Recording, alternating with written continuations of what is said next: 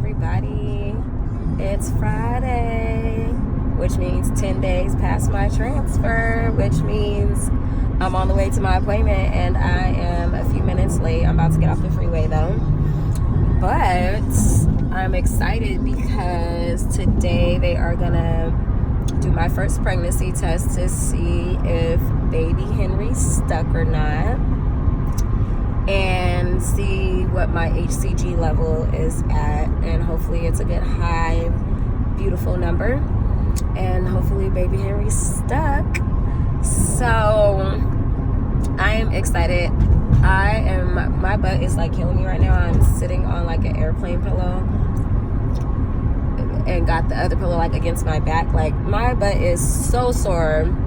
I am in a lot of pain. These shots, like I have no more space to even do my shots because everywhere is so sore. Today like really hurt bad. I couldn't sleep last night because I couldn't like lay on my side. I couldn't lay on my back. Like my butt was killing me. But I guess it's all worth it to get to this point. So I'm gonna go in here and go ahead and draw some blood. I don't think I'm having any ultrasound or nothing, just a blood draw, and see what happens. So I will catch you guys inside of the appointment. Okay, y'all, so I'm walking in my appointment and my nerves are like going crazy right now. I'm getting super excited and I won't even know the results for who knows how long. Like they're gonna call me sometime today. They better at least.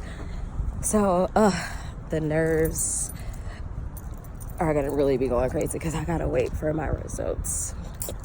But I don't know, we'll see.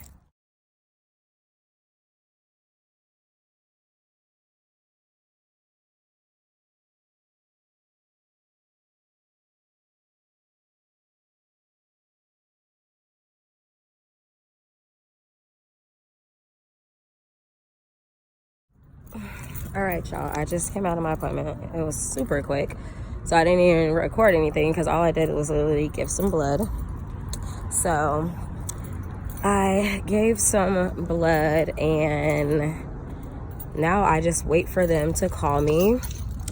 They asked me, did I cheat and do a pregnancy test of my own, because it's really hard for women to wait the 2 weeks and not cheat. So they wanted to know, like, did I cheat or not?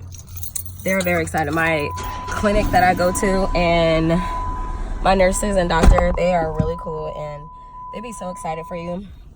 So they're gonna call me sometime today. They said they should have the results back and let me know. I was so nervous when I was sitting there even just waiting. I was shaking while I was filling or signing in. And then as I was sitting there, I was just so nervous, like, whew. It feels like I've been waiting a long time for this day. The 10 days seem a long time to finally, know what your results are on your HCG and if it's positive and all that. But while I was sitting there, I was just like super, super nervous. I really want to know what my HCG levels are. With all of my pregnancies, none of them made it to the uterus except one. And there was a sac, but the pregnancy was, the baby wasn't growing, or, it just was like, it was an abnormal pregnancy. But there was a sac, so we seen that. But with the other three, the baby never made it to the uterus, so the baby's always stopped in my fallopian tubes and started growing in my fallopian tubes. So if the pregnancy test is positive and everything looks great, that means baby Henry didn't even have to worry about going through the tubes to try to make it to the uterus. Baby Henry got dropped off and delivered right in the uterus, once they did the transfer. So that baby Henry got transferred right into the uterus.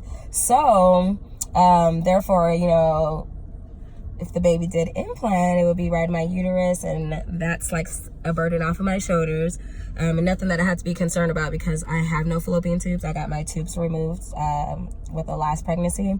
So yeah, that's exciting. So I will be updating you guys a little bit later once I get my results and all of that, whether it's good or bad. I'm gonna update you guys, and you guys will definitely know what's going on. So I will catch you guys in a little bit. Peace.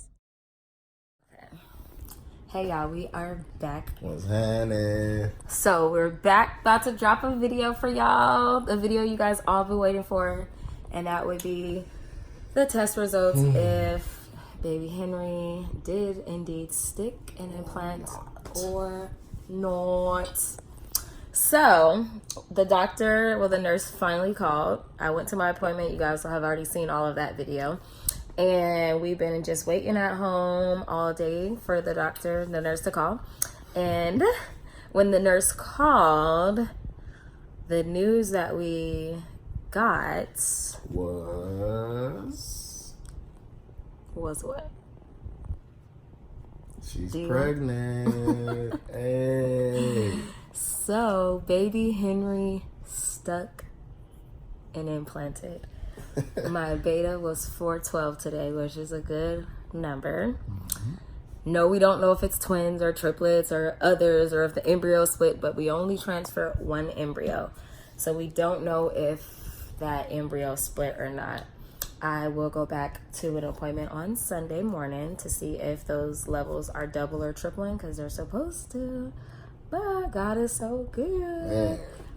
Y'all looking at somebody parents. So I am officially pregnant, and I am officially today 4 weeks and 1 day pregnant. So 1 month and 1 day, or 4 weeks and 1 day, however you want to put it. Tomato, same thing. So the good thing about this pregnancy that makes us feel good is, with all of the other 4 pregnancies besides the second one, none of them made it to the uterus, so there wasn't no sac or anything to see in the uterus. They all just kind of stopped and chilled in the fallopian tubes and just started growing there. So to answer your guys' questions, we have had 4 ectopic pregnancies, and well, actually it would be 3, but they consider it 4 because the second pregnancy. So first, let's see here. So our first one that we had was in high school, and that's not good. You're not supposed to be doing things in high school, but we got pregnant in high school, and that was our first one that we lost in 2004. And then that was like April-ish, and then we ended up getting pregnant with the second pregnancy, which just ended up happening, but we thought we couldn't get pregnant because, you know, we hadn't got pregnant since then. And that was in 2013. That was July of 2013, and that's when we seen the baby sac, but the pregnancy was abnormal and it wasn't really visible in the sac. So that pregnancy they considered a kind of an ectopic terminated pregnancy as well, and it kind of goes through the same process as when you're having a tubal. Then after that we really thought, you know, we couldn't get pregnant because it was years later until 2016, and this would be the 3rd baby. And I ended up going to see a new doctor, and she was telling me, like, let's test your ovulation and track it. So I literally started tracking my ovulation, and a week later, which was just crazy because it had been now 3 years later, a week later, I ended up I missed my period. So I ended up, out of the spur of the moment, like, I don't know, the Holy Spirit told me to just get up, go take a test. And I got up, I went to take a test, and the test was positive. So we were really excited about that. Only thing with that, just like the other pregnancies, I was like experiencing a lot of abdominal cramping and a lot of like pressure down below my pelvic area, and I was in a lot of pain. So we went to a few days later, we went to the emergency room, and I was indeed pregnant, but my levels were not doubling or tripling. They were kind of just standing still and lowering sporadically. But that pregnancy ended up being a tubal pregnancy, and that is the pregnancy that we lost on our anniversary, October 29th. So October 29th, 2016, a couple days before that, I went into the hospital, and that day we lost the baby. So if you guys remember back, we were like doing gift exchange while I was in my gown in the bed, and every time I've been to hospital, he's been right there. So we've had some good hospital visits. They know what's up in there. So that's our 3rd baby we lost. That was in the tubes. And real quick, the first baby that we lost, which was the tubes, I did get a partial tubal removal. So they had to remove part of the tube because the baby ended up, what do you call it? erupted in my tube, so it caused my tube to have to be removed partially. So at that point in time, I had 1.5 tubes for the second pregnancy, and then the third pregnancy. I didn't have, they just gave me this certain type of shot that kind of just, instead of having your tubes removed, it just kind of helps, you know, get the pregnancy out of there and terminate it in a sense. And then the fourth pregnancy, which was our last pregnancy, we obviously knew scariest too. It was the scariest, and we obviously knew that we can get pregnant. So this one happened July 31st of 2017. And this pregnancy, we ended up testing. We found out we were pregnant. I missed my period. We were excited, but I still was like experiencing a lot of pressure and like abdominal pain. So I was in a lot of pain. I would like kind of slouch over a lot because I was like trying to ease the pain. And so this time, for like up to that whole week, we were in and out of the hospital, or maybe a couple weeks, just back and forth. They kept sending us home and, you know, just saying I was still pregnant and everything, you know, but they didn't know if it was in the tubes. So the night before I went into the hospital and lost the baby number 4, it was a Sunday night. It was Power, I remember. And me and my family don't miss Power. We always there. So that night, I had just been feeling sick all week and in a lot of pain. So it was family meeting night, downstairs, Power. 8 o'clock. So everybody's downstairs. And up to this point, I had been feeling really nauseous and just really weak and in a lot of pain. So I ended up, they turned it on, we're watching it. I ended up just going upstairs because I wasn't feeling okay. So I went upstairs, I get in the bathroom, and when I got in the bathroom, I just started feeling really just nauseous and sick. So I ended up sitting on the toilet, not to use it, but just to sit on the toilet. So we're upstairs and I started sweating really, really bad, like as if somebody just threw a bucket of water on me. So I started taking off all my clothes. I got naked, all the way naked. I sat on the toilet and I was so sweaty and I felt like I was about to pass out, like I couldn't breathe and I was really like lightheaded and woozy. So I started sweating where I was like almost sliding off of the toilet. So all I remember is I told my husband, like, if I faint, because I've never fainted, but I felt like I was going to faint. So I was just like, if I faint, do you know what to do? He was like, yeah. And then immediately, all I just know is I ended up just feeling so lightheaded. And I kind of just like, he was like right next to me. I just kind of like fell over. And then I kind of felt like I just kind of fell blacked out or unconscious or whatever you want to call it for a little bit. And all I remember is I was waking up, I was naked on the ground. Earl was holding me in his arms, like hitting my face like this, like telling me, babe, don't do this, like wake up, come on, come on. And I remember I could not respond or anything, but I can hear everything going on around me. And I remember like I was shaking as if I was having a seizure. I remember that. I remember I could not speak. No words would come out. And my eyes, I don't know, what were my eyes doing? Were they rolling or were they open or closed? They're just like buckshot open. Okay. So my eyes were like open, but I wasn't responding, yeah? No. But this dude right here, always saving the day. So I remember him yelling to our mom and dad to call 911, call the ambulance. So they called 911, my dad did, my mom, mother-in-law rushed upstairs. And I just remember her and Earl just like panicking and trying to put clothes on me before the ambulance came and stuff. So I remember the ambulance coming. They were trying to figure out what was going on, doing my vitals and everything. They ended up putting me in the ambulance. All of my parents, my in-laws, we all rushed. I rode in the ambulance. They rushed to the hospital with me. As soon as I got to the hospital, my doctor was saying that the reason all that basically was happening was, to come to find out, I was hemorrhaging really bad inside. So I had a lot of abrasions, a lot of holes in my stomach. And I was basically all of those holes, if you could just picture something with a lot of holes and just blood gushing through the holes. It was blood everywhere. I was just hemorrhaging. And I was hemorrhaging so bad, it was actually going into my liver, which was causing me to feel woozy. And that's what made me basically pass out and feel the way I was feeling. So he basically told us he had no choice but to rush me to the OR, the operating room, and perform the emergency surgery.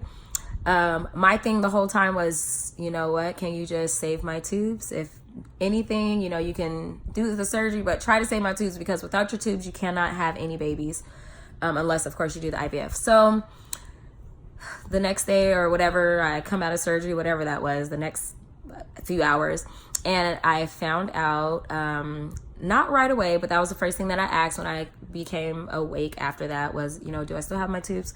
And, you know, everybody's just like focused on me feeling better and healing up. And so post surgery, I went to see my doctor a week later, and we found out that I did not have my tubes and that they were removed. And I didn't know right away, just because my family was more concerned about me not focusing on that and just healing up.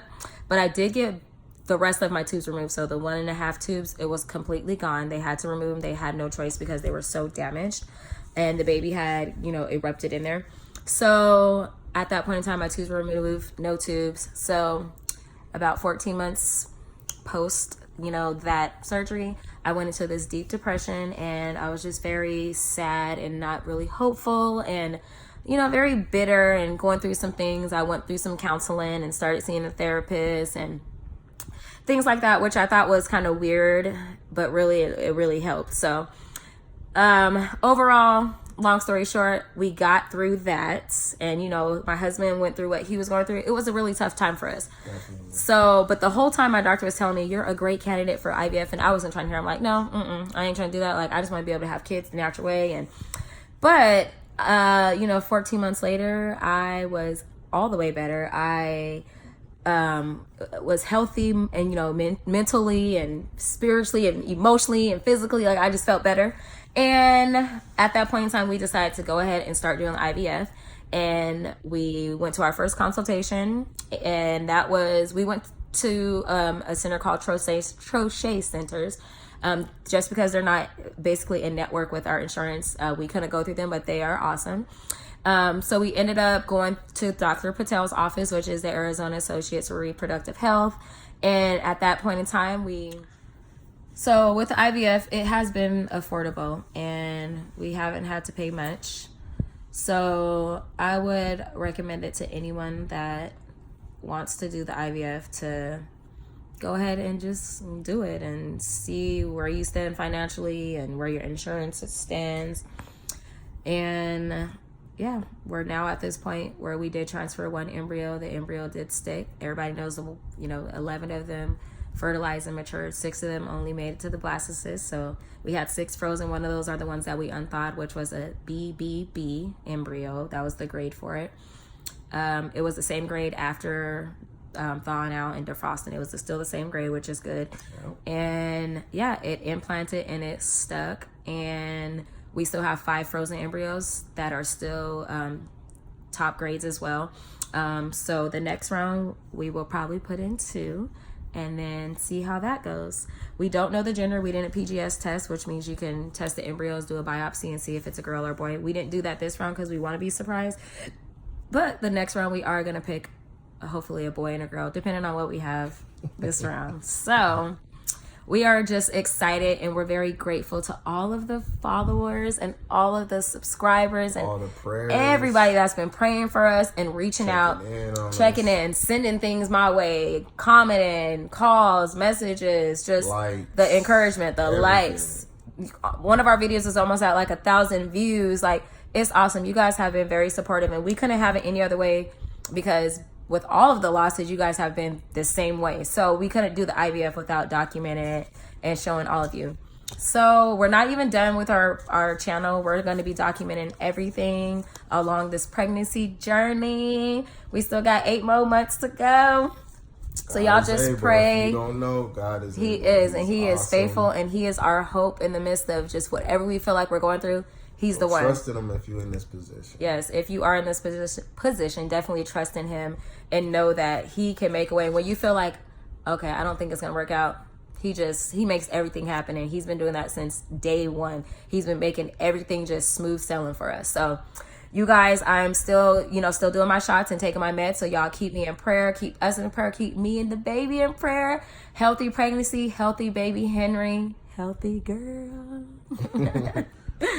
All right, y'all. So I hope you guys have enjoyed the video. I know everybody was like, "Ooh, this girl getting on my nerves. Her and Earl better hurry up and post these results." So everybody knows we are pregnant and we are excited and we are glad to share this journey May with 2020, you guys. baby Henry. So yes, we should be due Mayish, you guys. So if not Mayish, it would have to be like beginning of June, but super.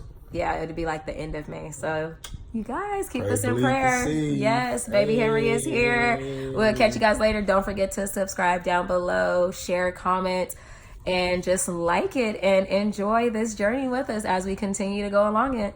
Peace. Much love.